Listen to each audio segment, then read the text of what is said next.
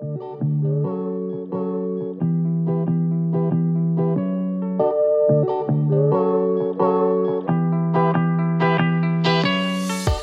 going on, everyone? This is Dr. Brent Britt with Science of Falling, and welcome to episode number 1 of the Fall Breakdown.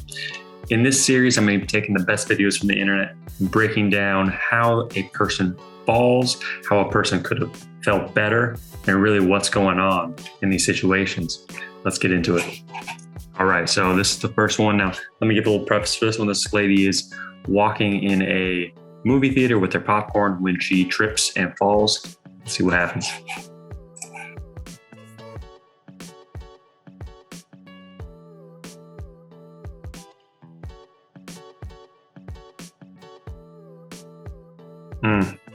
Hate to see it. All right, so what's going on in this one? Well, essentially what happens is this girl trips and she does what's called a run fall. So a run fall is essentially when you gain momentum going forward and you try to stop yourself, but you don't have big enough steps to actually slow the momentum down. So you actually end up running faster and faster until you can no longer keep your balance and you go to the ground. Now, this lady did it pretty good and she sacrificed her popcorn for the save, which really wasn't that good when she's going down the ground. Now, how do we stop this? Well, a couple different ways. One, she should have stepped out a lot further. You can see she made really short steps the entire time.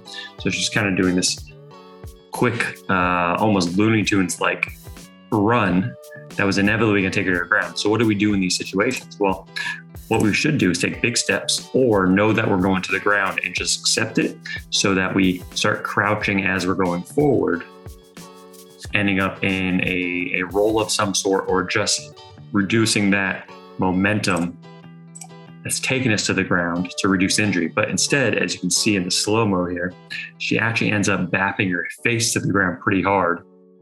That was a nice little rebound effect because she was trying to fight the whole thing. And she lost that $10 popcorn, which not great. All right, let's get to the next one. All right, this one is actually awesome. So this lady, she looks about to be 50, 60, falls like a freaking pro. Absolutely amazing. So let's check this out in slow-mo here. You see she didn't know the step was behind her. She's watering and she ended up falling off the staircase there. So if we reverse that a little bit, we can see she right there, she slips.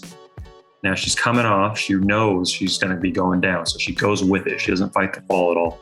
As she comes down off that step, she actually grabs a hold of the railing and turns herself, trying to miss that bottom step right there, getting herself into a nice run to pass the concrete right there, ditches that watering can, and then goes down to all fours, little ukemi gallop, and it rolls it out.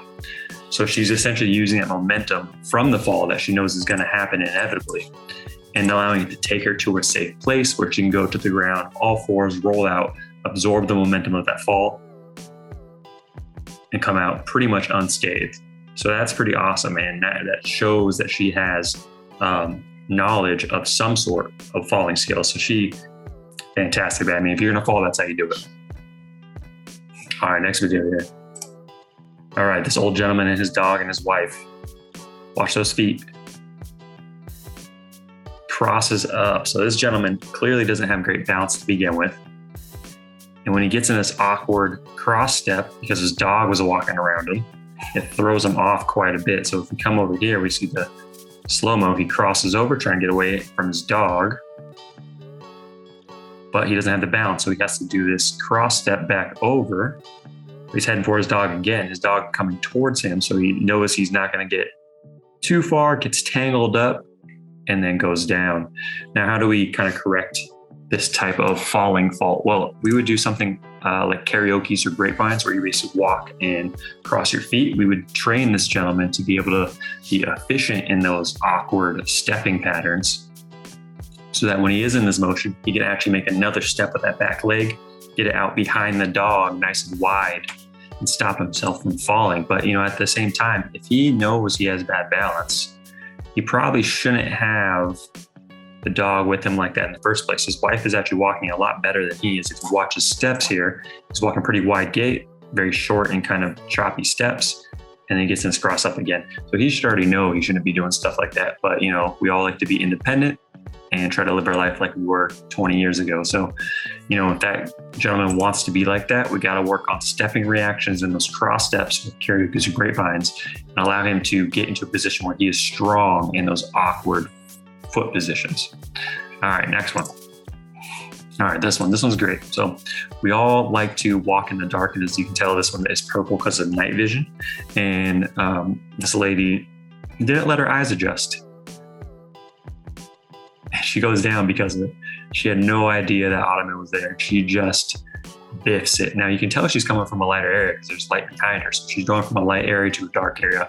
This is a common mistake for both the young and the elderly, because we think we know where we're going. We assume that there's going to be space for us to walk, and then it ends up with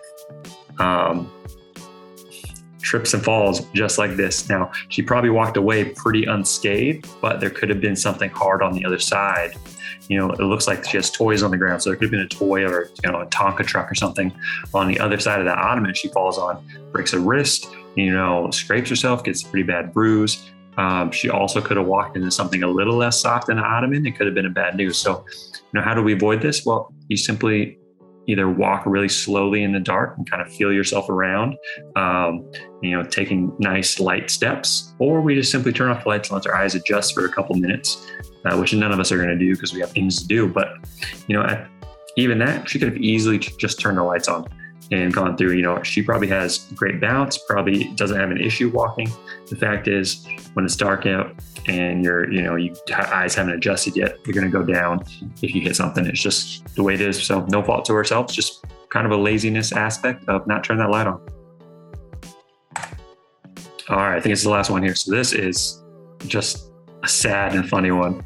So this guy trying to fix his deck, it looks like, puts his little step ladder on the worst footing possible, considering that the back legs aren't even on the ground. And he's balancing on a railing on something that's fairly unstable already. It's quite entertaining, also scary. He could have easily broke that leg. See how it slips in there and he falls backwards. He's lucky that step ladder didn't get stuck on the other side, because that thing got stuck and didn't fold with him backwards. He would have probably snapped his leg in two. So let's watch it again real quick. Yeah, see, the leg goes in, could have snapped that thing. Now, what's the lesson here? Don't do stupid stuff. Let's be honest. There's nothing here that he could have done better other than not doing what he was doing. He could have got a normal ladder. He could have had someone at the very least hold it for him, but instead he was just doing it on its own, which clearly isn't gonna turn out well for him, which it didn't. All right, guys. Well, that was episode 1 of the Fall Breakdown. Hope you enjoyed it. I'm going to be doing these every couple of weeks, hopefully, making the format a little bit better, but I just want to get a quick video out there and start this video series, and hope you enjoyed it. You got any questions, leave them in the comments, and see you next time. Happy falling.